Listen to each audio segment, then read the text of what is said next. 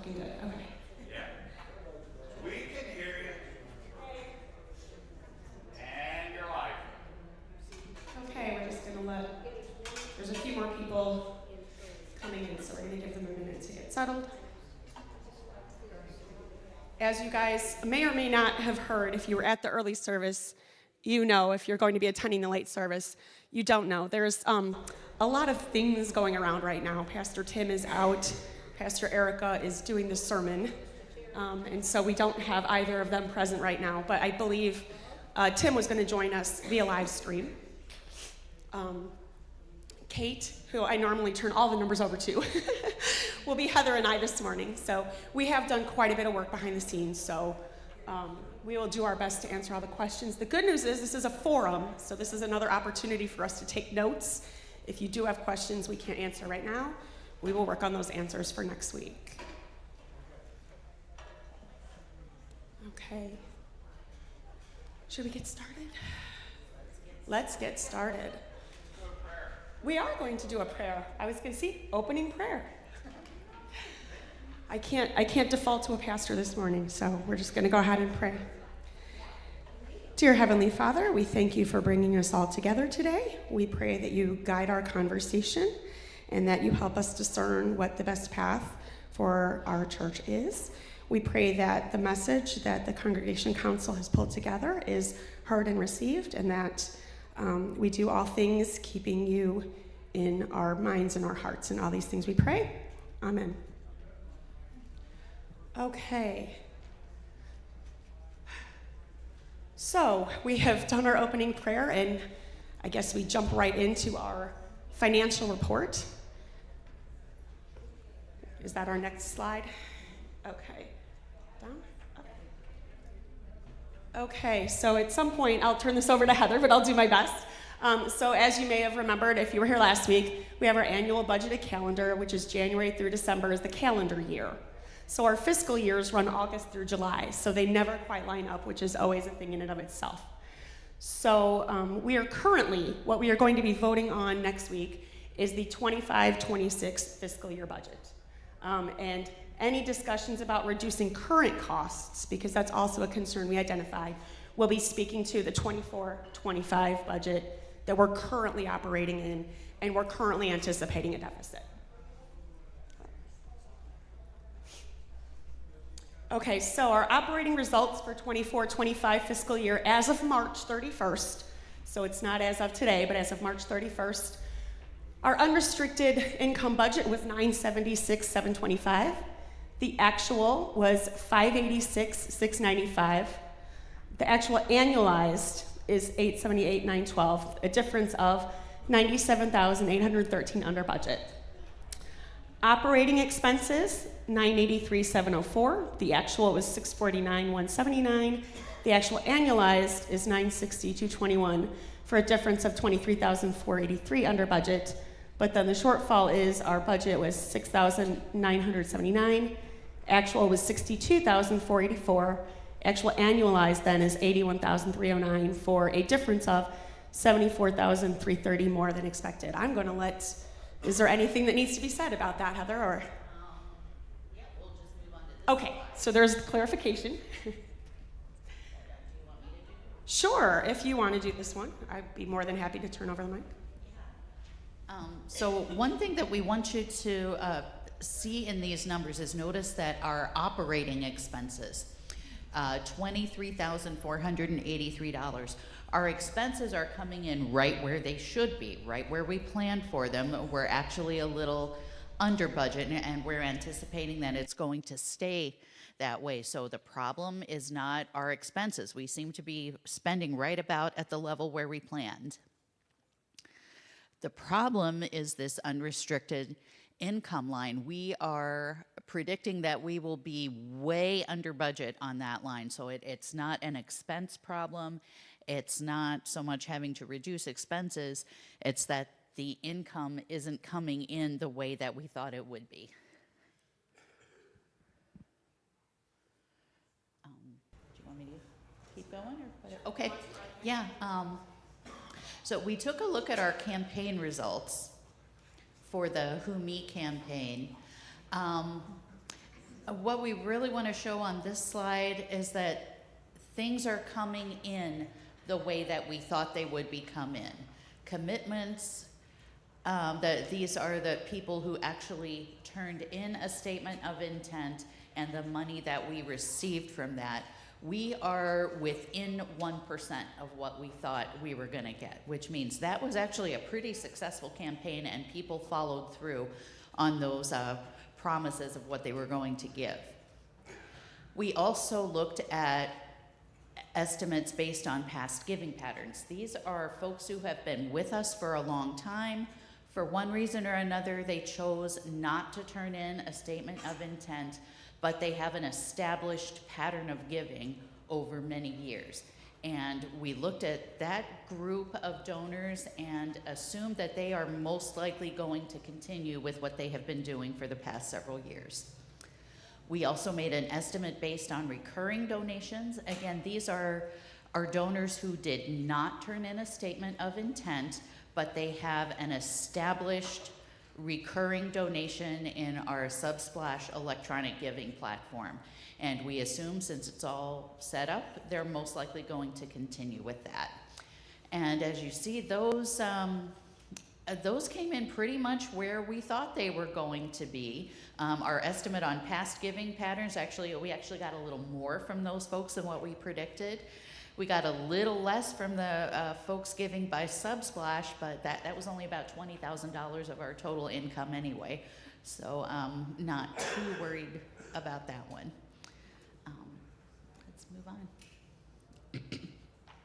So what's missing is giving from sources that we cannot estimate. Loose offerings, people who give occasionally but don't really have an established giving pattern. Offerings from new members, from visitors.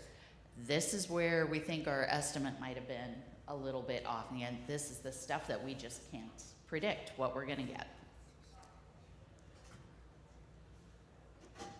Okay, do you wanna talk for a bit or do you want me to? We'll flip-flop just so you guys don't have to hear the same voice the whole time. So this is our current reality, and for those of you who attended the first service, this is part of the reason why I presented the talk that I did. So this is our current reality. Operating deficit as of March 31st, 2025 is $62,484. We're 8 months into our fiscal year and there's 4 months remaining. So we still have that time to go. Our cumulative operating deficit as of March 31st, 2025 is actually $84,326, and that's saying over the life of the congregation.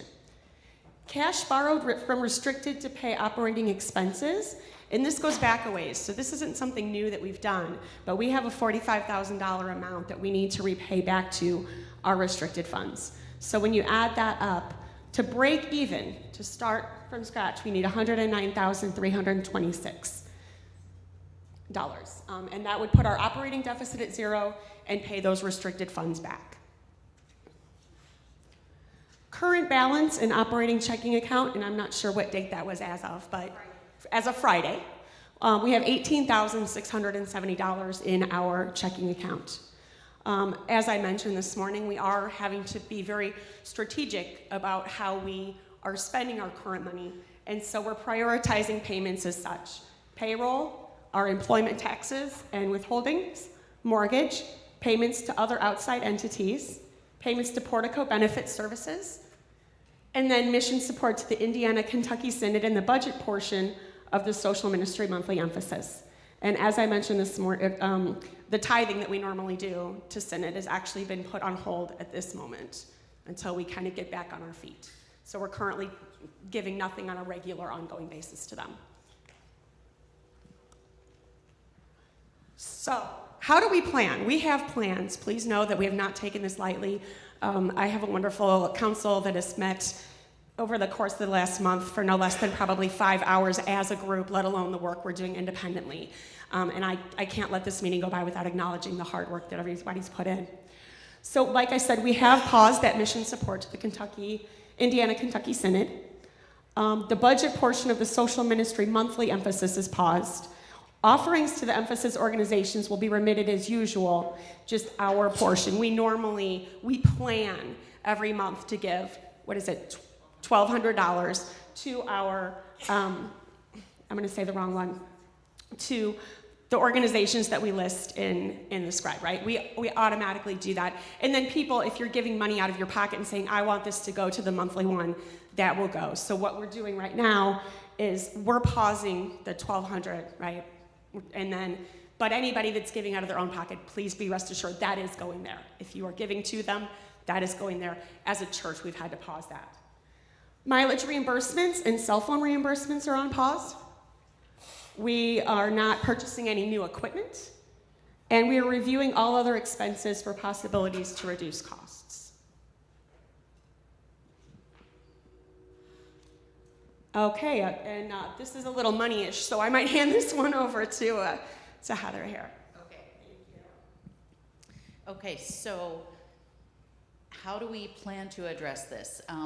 We are looking at our budget and doing some things a little bit differently this year. We do have some hard copies of the budget if you'd like to see it in more detail. Those are back there on the stand where the bulletins usually are. So yeah, and Tim has some of you. If you'd like one, just raise your hand. So our current fiscal year budget for 24-25, we had unrestricted income of $976,725. Most of that was offerings. The rest is direct ministry support. Those are things like offerings given to support specific things in the budget, such as when you sponsor communion wine or altar flowers, altar supplies, things like that. That's what those funds are. Our next fiscal year budget, we have taken our unrestricted income down to $936,029, and again, most of that is offerings. So, yeah, go ahead.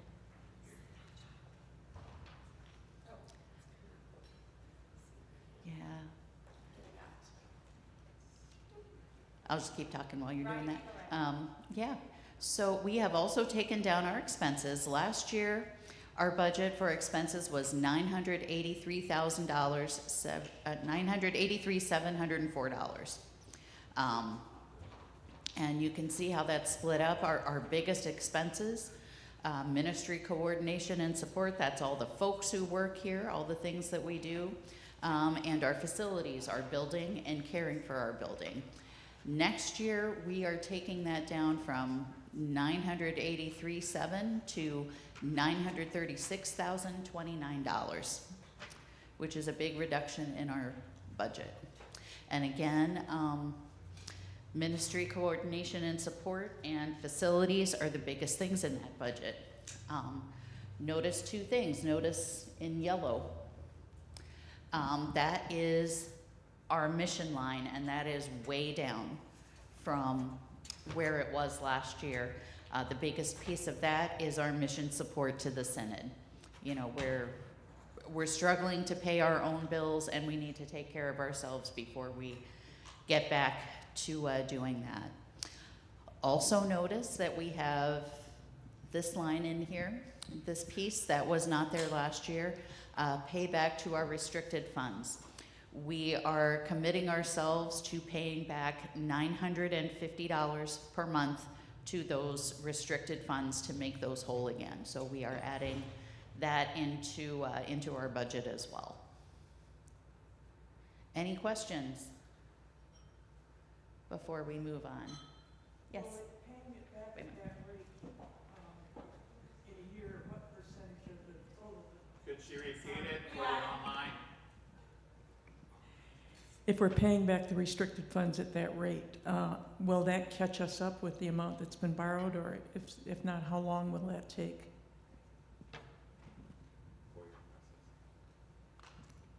At that rate, it will take about 4 years. We would love to do it sooner than that.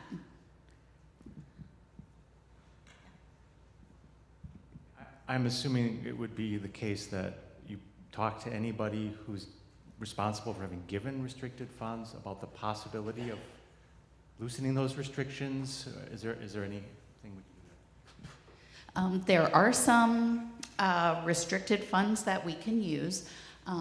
Much of what is in our restricted funds is things that we really can't loosen the restrictions on, such as things that were given for the monthly emphasis or money that the youth have raised through their fundraising. We're not going to ask those folks to, we're not going to ask our kids to fundraise to support the church. They raise that to go to Quake and to go on their mission trips and youth gathering, and we just wouldn't feel right about doing that.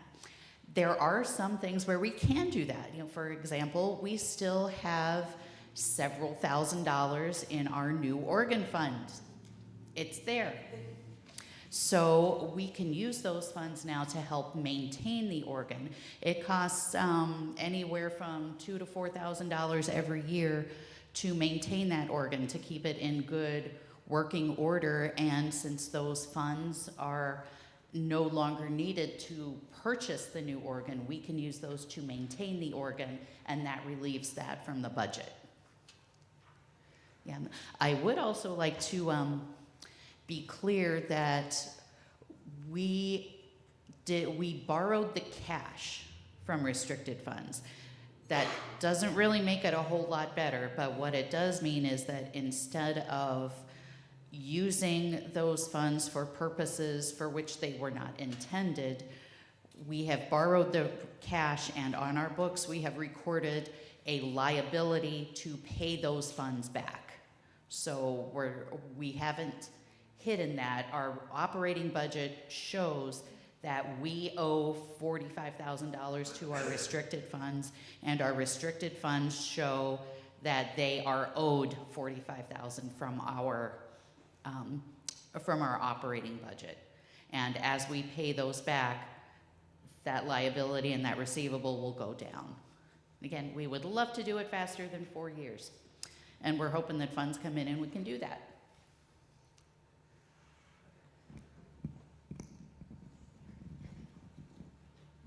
I'm noticing here that the mortgage is going up substantially next year by $13,000. A, why is that? And B, how many more years do we have on the mortgage? I could say something, but I'm going to let you just speak it all. Sure. It is going up because our mortgage resets, our rate resets once every 5 years, and our next reset will be in January of 2026, which is going to be part of this budget. We anticipate that rates will be a little bit higher than what we have right now. Our current rate is 3.5%. Rates are not that low right now, so we anticipate that our rate is going to go up a little bit, and we've tried to estimate that and build that into our budget. I tried to err on the side of being a little more conservative and be on the high end of things.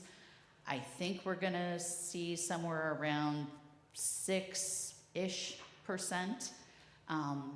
Thrivent is currently showing a rate of 6.5% for a 15-year mortgage. We expect that might go down a little bit, and at the time of the reset, we will have 10 years left on the mortgage. So we're thinking that might bring the rate down a little bit from 6.5, and hopefully rates in general might go down by that time. But we're hoping that 6% is the high-end estimate, but we don't think it's going to be higher than that. At least, I hope not. Any other questions?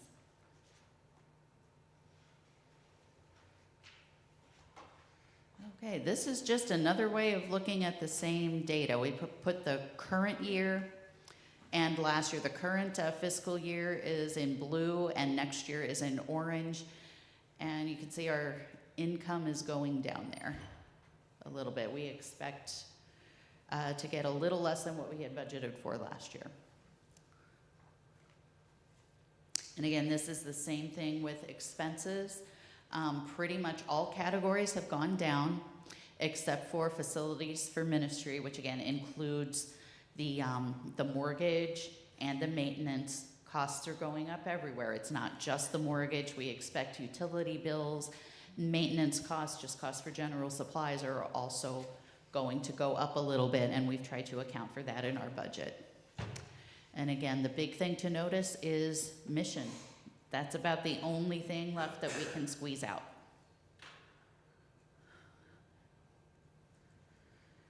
Okay, so either way, I just want to stress that we have a lot of fixed costs. Okay, our payroll and our contractors, contractors being our property manager, Mylan, and our custodian, that are both contracted services. Payroll, contractors, and benefits give us total personnel costs of $495,916.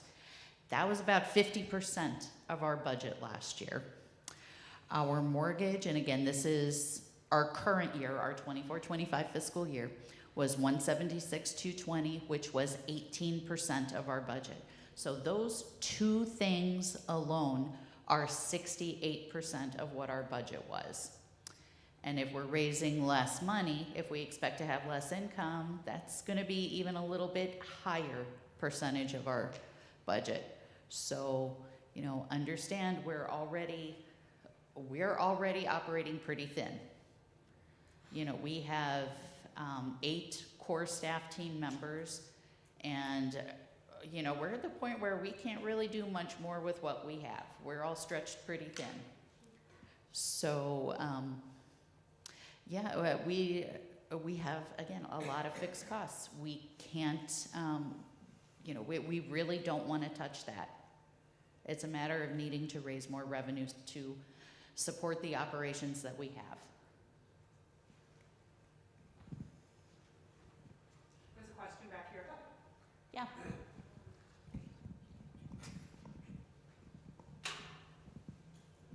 Yeah, so on the income side of things that you just mentioned, so our budgeted income for next fiscal year, how does that compare to the annualized income for our current fiscal year?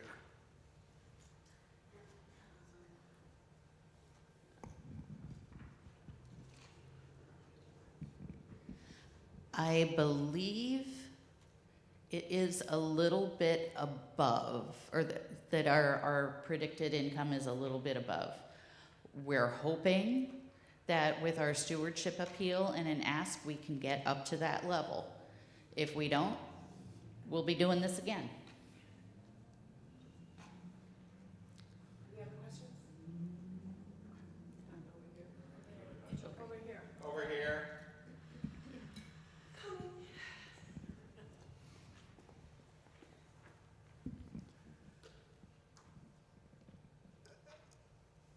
I hate to say this, but I wonder if we should be looking at some other directions also.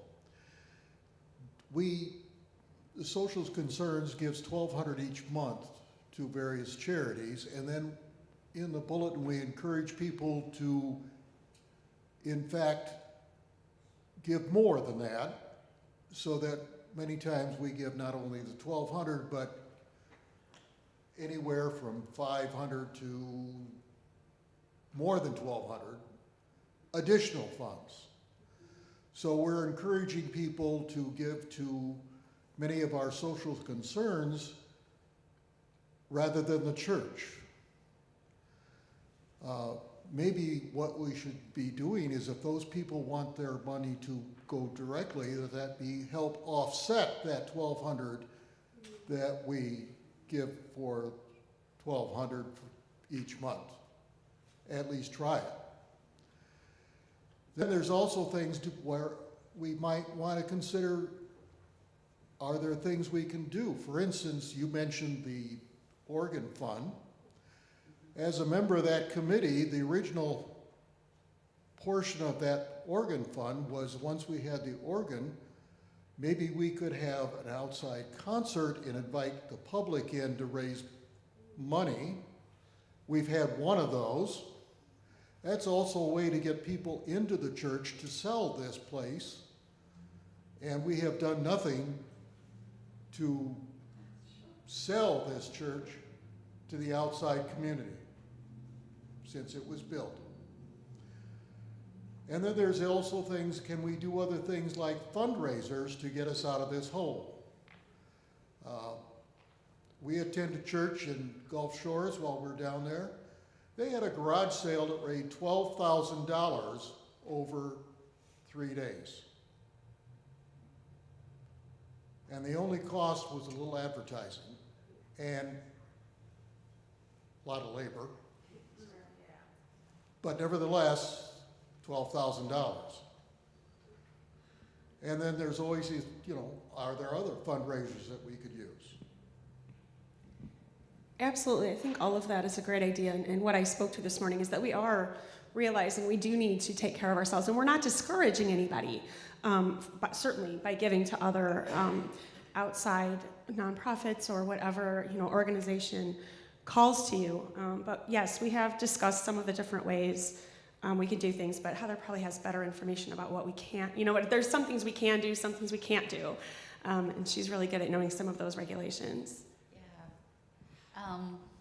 I'm not even sure it's amount of regulations, but more just the character of what this this congregation is. We talked about this quite a bit at our council meeting last Monday when we were going over our budget, and we did decide to keep the mission support from the congregation to those outside organizations, that $1,200 a month, in the budget, because being that outwardly focused congregation is just so much a part of who we are that we were afraid of losing that identity. So that is still in there for next year for that reason. As far as fundraising and other things, we just that hasn't been on the table yet. That is something we could talk about doing. Yeah. And actually one thing that got cut from the budget that we were hoping to have in there was a communication specialist. We think that we could get someone in here to help us on a part-time basis with that for about $10,000 a year. And that would be the person who knows how to do that advertising and that communication and what can we do to get people in the doors and see what a wonderful place we have here. But again, can we really add staff when we're struggling to pay the bills we have now? But that is on the table. I see some more questions over here. It's not actually a question, it's just a comment to say we are newer. My family is newer members to this congregation, and part of what drew us was that there was this line item for social ministries, and actually for the synod, so I really do hope that comes back, because I think there's something about being connected to our global church. And when we became aware of some of these things, we spent a lot of time in prayer and decided to double our giving to Christ. If that were to go away, I can tell you that we would go back, because then we would be using that money to support other organizations. But we know how important it is to have a building that welcomes people in for whether it be AA or other activities, as well as being a part of a community that does recognize our call to serve. So there is some advertising in some ways of who we are by what our money says. Oh, I was just going to add, thank you, Kristen, Anna, and I'm grateful to serve on social ministry this year. I think it's really hard when we're, cutting so tight and we're managing such a tight budget. And I'm not saying this at all to make us feel badly, but I would just note that with our monthly contributions to social ministry, we are looking at 1.6% of our budget is going to social ministry. That is not, I think it's really important that we at least maintain that. And like Kristen, hope we can, as a church, prayerfully consider how we can get back to also supporting the synod. And as somebody who was part of that decision to temporarily stop the tithing to the ELCA, I want to say we never, ever, even in our prayerfulest moments, thought it was going to be something that ended up being ongoing, and we're not going to let it slide. The thing that kind of stuck in my in my jaw when we were talking about it is we can give independently. And so, like it was mentioned, who do we want to choose to give some of our money to independently? And so please know that is actually still part of our upcoming presentation, and we will discuss that. So I'm disappointed we can't get a communication specialist. You didn't have to cut from the budget. And let me throw out a suggestion, because I think about this a lot in my, day-to-day work life. We have a really fantastic resource down the street with a lot of us connected to. We might think about reaching out to the VU business department or other things for interns or things like that as someone that, frankly, we can pay a lot less or not pay at all possibly, and still have some of that. My school does that. We have some people, we have a business consulting as part of their capstone that does this sort of thing that might be a really interesting resource to bring in a different way. And I do want to say that is some discussion we have had. I think that the difficult thing is when you're looking at a budget, what do we know that we can do with the budget, right? Just because we say this is what we're sticking to, if something comes up where we can get an intern or we find that we're blessed with more money than we anticipated, certainly we can build on, right? And we do, that's actually, we all discussed it, but in Pastor Tim's absence, I'm going to say that's one of his big things, right? He really does want a communication specialist. So when we talk about not having any fat to trim, this is what we mean. The things we had to trim from the budget were a communication specialist, a new upgraded VBS, not that there's anything wrong with the one we have now, right? Caitlin had wanted to do some additional things as an outreach with the youth. So these are the things we haven't even touched yet are the things we had to cut. So when I talked this morning about needing to make sure we're taking care of ourselves, that's it. Once we can get to a healthy spot, we can grow and grow and grow. And we have those visions, and we're not opposed to volunteers. We're not opposed to any kind of internships, but also I've been at places where it's all relied on volunteers, and we know that's what happens when you rely on somebody to volunteer. They burn out, they move on, and then whatever it was does not necessarily continue to carry on, and we don't want that to happen. We want to thrive and grow and maintain, and then grow some more and maintain that. Any other questions before we move on? Just real quickly, I think last year at this time, the discussion was after the appeal, and we have the appeal coming up right now, so we're not really factoring in results from the appeal.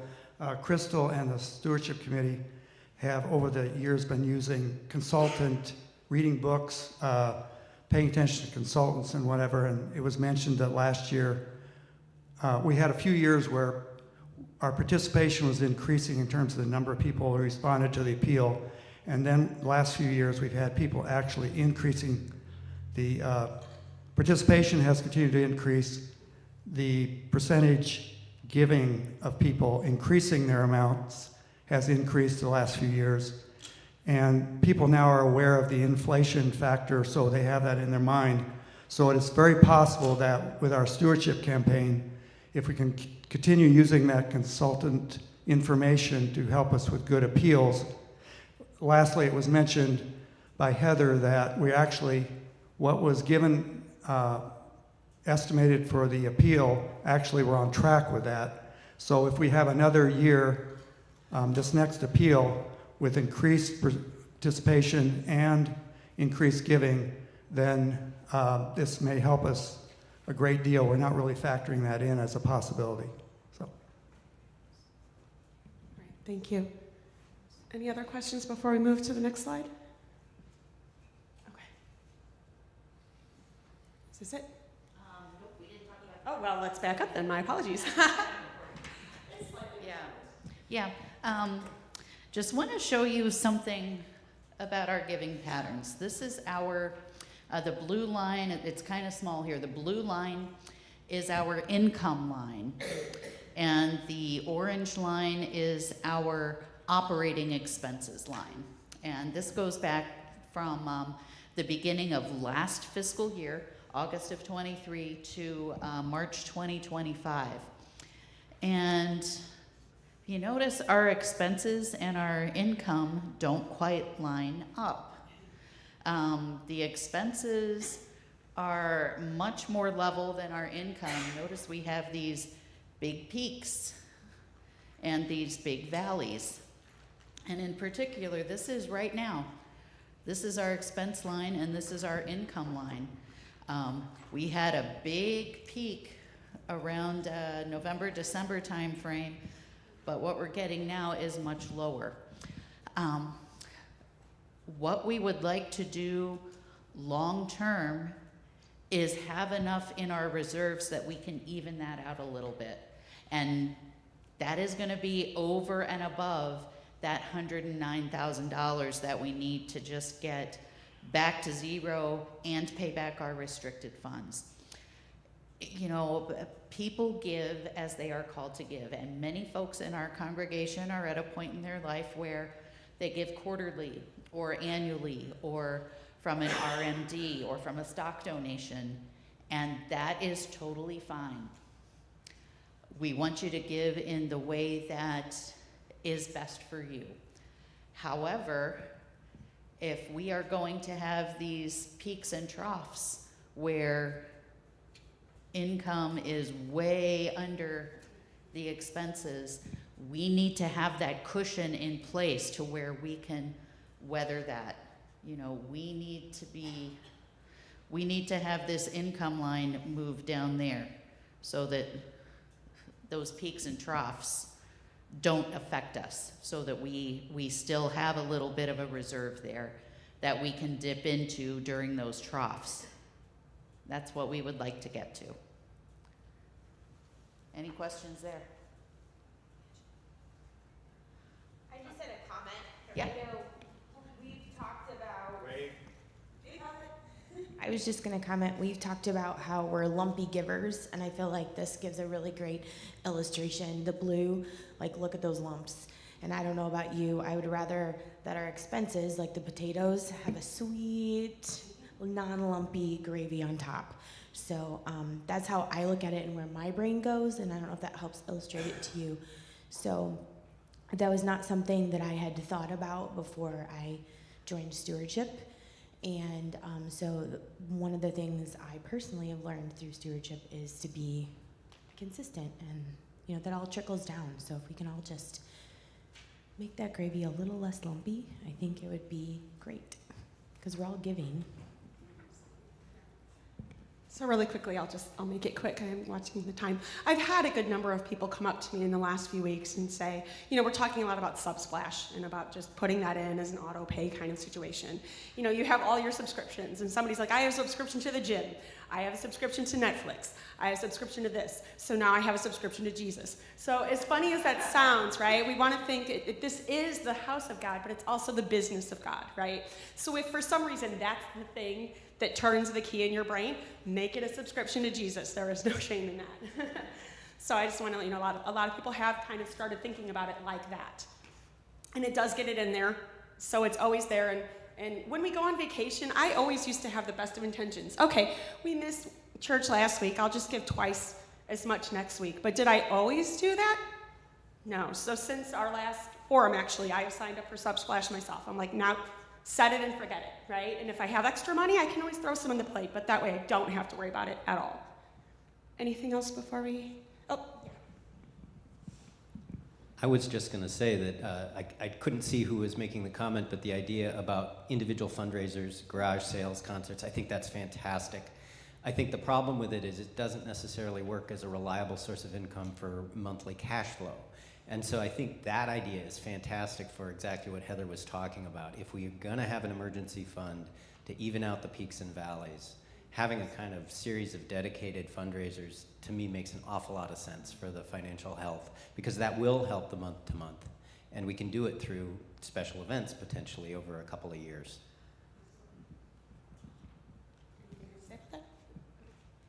All right.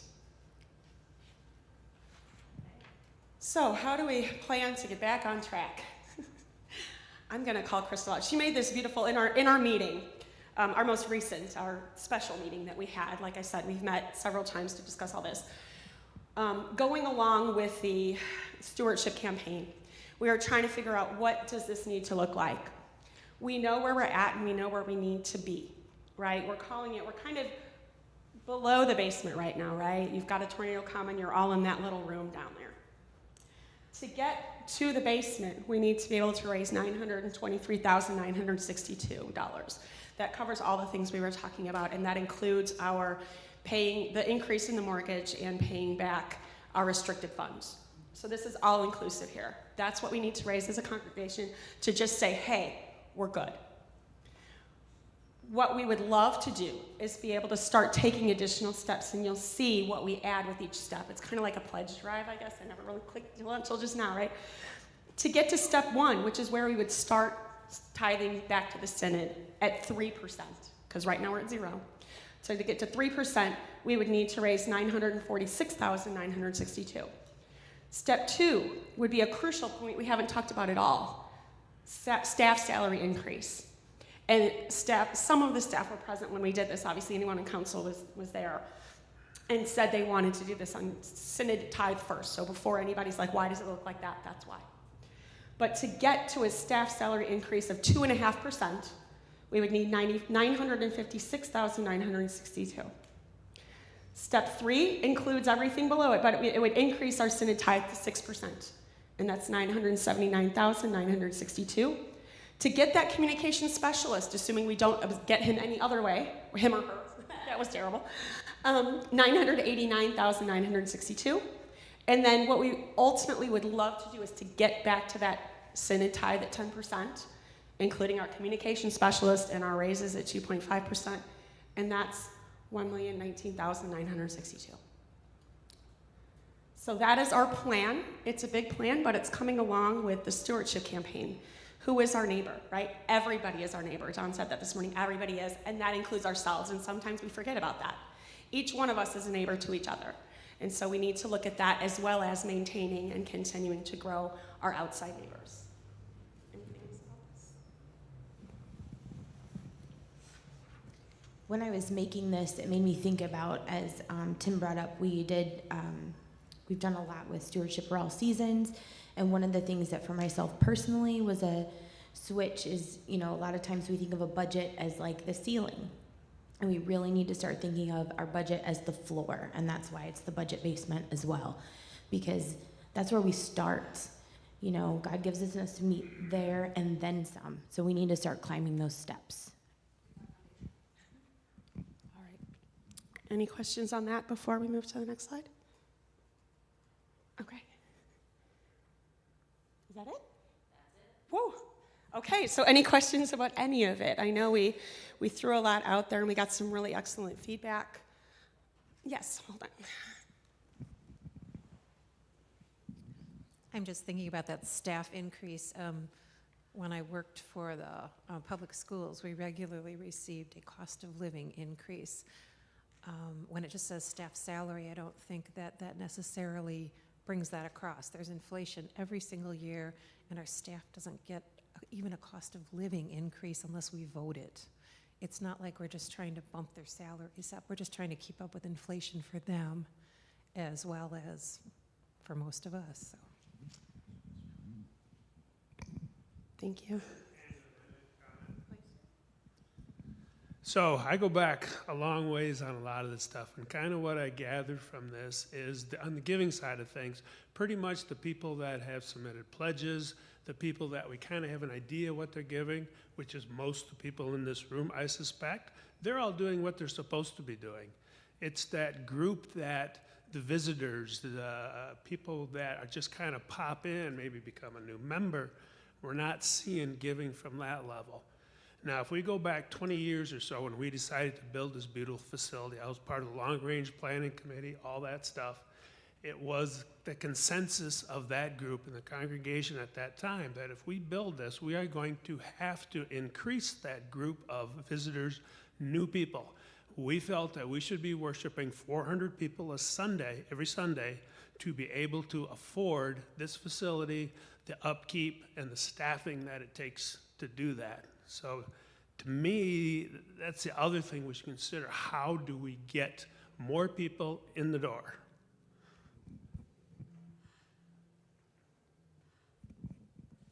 Absolutely. The more people we have, the more giving we have. That goes without saying. And I think, generally speaking, on a basic level, we're bringing people in. I think we have more welcome to CLC classes than most churches have. In all honesty, I've been to a few in the neighborhood, and every time I turn around, Pastor Tim's like, oh yeah, we're having another class. But to speak to that, and only calling myself out, even having been a longstanding member, I didn't get good at being consistent until 2 weeks ago. I'm not saying I didn't give. I'm not saying I didn't tithe. I turned in my little statement of intent. But you never necessarily know where anybody's at. But certainly we've talked about if we get fundraisers or events or a communication specialist, there are, some of it can be done without a whole lot of money even. It's just some coordination that we could obviously look into. Yeah, I want to echo, like, those of us here, right, are probably giving, we care, we're showing up. But even as a person that shows up, it took a council member letting me know kind of what things were looking like, right? That invited me in to look at our we were already Subsplash. Maybe it's my generation, I never have cash, I never write checks. I need it to be like automatic, and then it works. It's like my information's there, so buying at the bake sale last week, really easy. Go back into Subsplash, give a donation for that. Trivia, go back into Subsplash, give a donation for that. But I do strongly encourage you to think about who do you know. Maybe they're here every Sunday, maybe they're here once in a while. And what it would be like to have a conversation that says just, what do you love about CLC? Like, why do you show up? And then say, have you become aware that we have some financial strain? I don't know. I don't need to know you're giving, but we're just trying to make sure people know. And have you considered it to be your Netflix? Is this place just as important as the $17 that goes to Netflix every month or whatever? But they can't call everybody in the church, right? And I know that I know people different than you know people, and then you know people. And so who can I talk to just, celebrate the awesome stuff that's happened that God's up to at CLC, but then also make sure that they're aware that this is happening, because, a lot of people can't be here right now for a variety of reasons. I was just going to say, I don't know if this is helpful or not, but for me personally, sometimes taking in a lot of information, it's hard for me to think okay, what do I do with this? And how do I think about next steps? So I sort of cheesily made for myself 5 takeaways. And if that's okay, I will share them with you, because it's what are 5 things that I can be thinking about right now going into our stewardship appeal, going into our vote on the budget. 1, pray and share the good news together. So praying about how we should respond, and also making sure we're sharing those stories, as Kristen was just saying, with one another, of the good work that we help to support. Sometimes we only know pockets of it, so praying and sharing the good news. Number 2, Subsplash. Electronic giving, as we've said, lets you be consistent and allows the church to be consistent in expecting the money. Sam and I pay most of our bills online, but we only did Subsplash, last year? No, this year. That's embarrassing. I'm 41. I should have done it a long time ago. 42, okay. I don't do math. But having that just set up like a crock pot, set it and forget it. Number 3, also like a crock pot, you don't leave it for a year and not check it. So today and then periodically, make sure it's actually taking money. Because we've had some church members who didn't realize, sort of like this happened to me with my Easy Pass. It wasn't, my credit card changed, and then Chicago got very mad at me. So you need to make sure, is it doing what I think it's doing? But you don't have to do that every week. That's the beauty of it. So pray, Subsplash, check your Subsplash. 4, the power of 10. If our church's annual giving this past year had been roughly 10% higher than it is right now, we wouldn't be talking about this current financial challenge. That doesn't mean that we all need to go up by a certain number. It doesn't mean we're all in different situations. But it's helpful for me to know this is something that I can help address, right? Sort of like climate change. You need to know, okay, but what are my action steps? If we had a modest increase, percentage-wise, that would go a long way. And the last but not least is that a little more can help us go a long way towards catching up, towards Crystal's beautiful stair-step analogy. No, really, we want to account for inflation and the very good hard work that our staff do. And Lisa's absolutely right. It's not a salary increase, it's a cost of living increase. The Synod does really important work. Just in the past week, I've learned about some work they're doing for young adult ministry that I didn't know about, and that's because of those gifts. So in addition to a modest increase, a little bit more of a modest increase could allow us to really make a difference on those levels. Incidentally, that is one of the things that we had to cut from our budget. Did you know that Caitlin has a young adult group going right now? She does. And she asked for funding for that to get some additional resources to possibly grow that group, and we had to turn it down.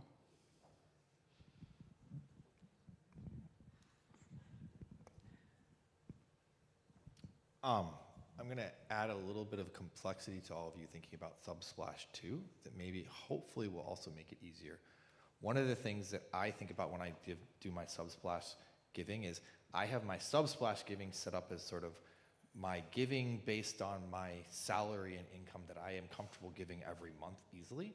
But I at least sometimes have side gigs, like I did some extra grading and I had extra income and things like that. You don't have to account for all of your income for the year. You can think about, what am I able to give every month or every week in Subsplash? Set that up as automatic. And then, oh, we sold some stocks, or we're trying to do end of year giving. You can do Subsplash and end of year giving in the space that's not flexible. And that helps all of that income giving thing without you having to be overburdened by like, oh, I don't have the money every month. Okay, so give what you have every month, and then give an end of year giving that helps us have that cushion to fit through the ups and downs, right? The extra end of year giving is what helps build our cushion so that we can go through. Absolutely, thank you. Do we have time for one more? You watching the time? Yeah.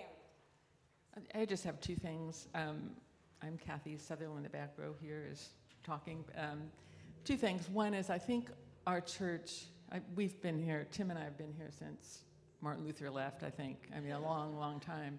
And we've never had enough money in this church. I've never been at a time, there hasn't been a year where we said, wow, what are we going to do with all the extra cash?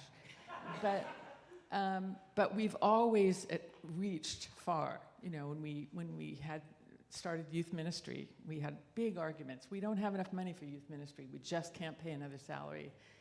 And we did, and then we could.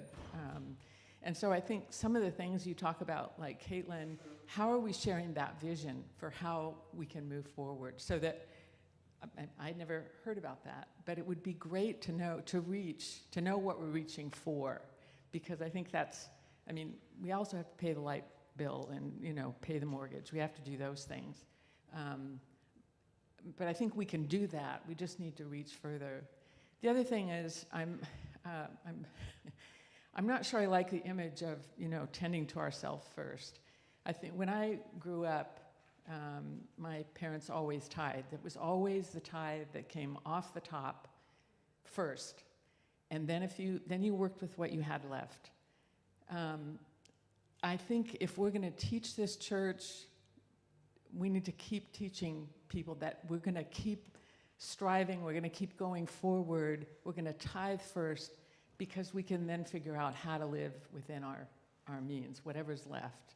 But I don't think we can teach people to tithe until we're doing the tithe. And this church tithes, and it needs to continue to tithe, just so we learn how to do it, and learn that that's really important, so that then individually we'll do it too. I don't know if that makes any sense. But. No, and